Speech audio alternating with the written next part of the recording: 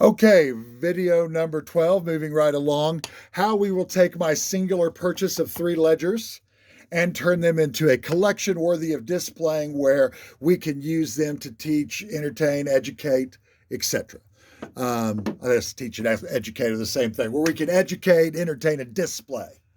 How do we make these things where you can look at them? Obviously, we can't just have people flipping through them all the time. Some of it we're going to have to reproduce. We're going to have to make videos. We're going to have to make, displays. Um, that being said, I still want descendants to be able to touch some of these documents firsthand.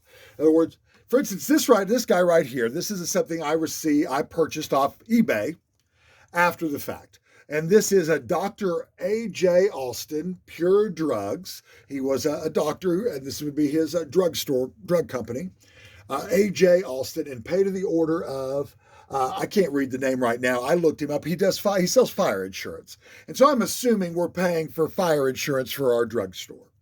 But this is Dr. A.J. Alston, and he is featured, very interestingly. Not only does he sign as the physician for several of the death certificates, he also passes within our time frame. So we also have his death certificate, as well as the death certificate of the physician who signs for him.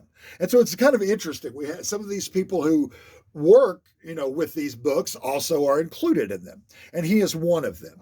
And he was the editor of the Langston Herald. Langston is an all-black town in Oklahoma that was home of a college that comes into being around 1897 and graduates their first class in 1901.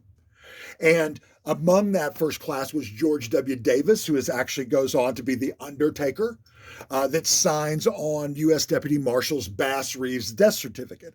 And so you can see right there, it's just this simple path by which I could collect objects belonging to Alston and Davis and the death certificate of Bass Reeves and begin to tell a story through these that is very interesting and unique to this time and place in Oklahoma.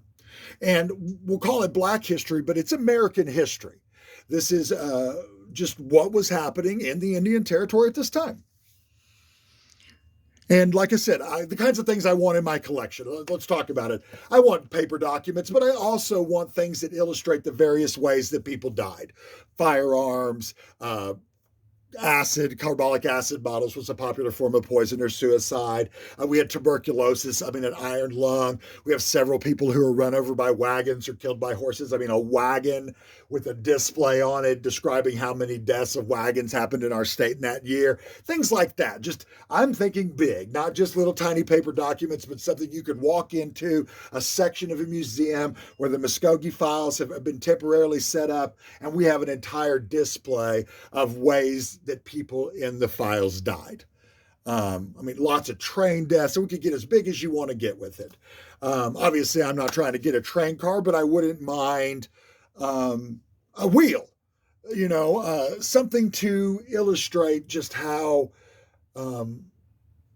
dangerous it was to just walk past these things on your way to work every day. Okay, this is a long video. I didn't mean to go this long. I'm going to move right along.